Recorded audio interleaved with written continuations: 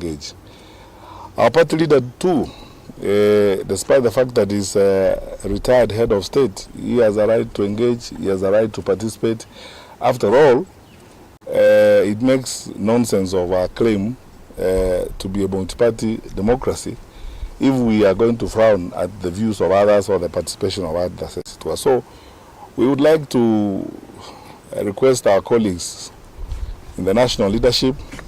We believe they have much more work to do that they need to spend time on, so that they'll spend less time on our party leader, stop attacks on our party leader, and stop dragging our party leader into irrelevancies, things that have nothing to do with him or Jubilee. Our party leader is focused on building Jubilee, and working to build our party. And as you can see, we are growing. And I'm very, very happy that the numbers of our young people are stronger and they are growing. When you look at the list of aspirants and those who have come forward to seek support to run for office, it's very impressive. And that is the way we want to go. We want to grow that list even more as we go forward. And we are not interested in any conflict in any particular political organization.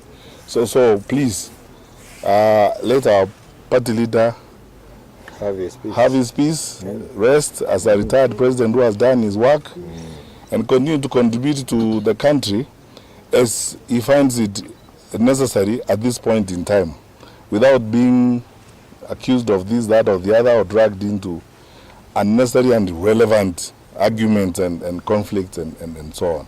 We all want to focus on the future of the country and on how we will remake our country and restore our country back on the path of progress, as it were.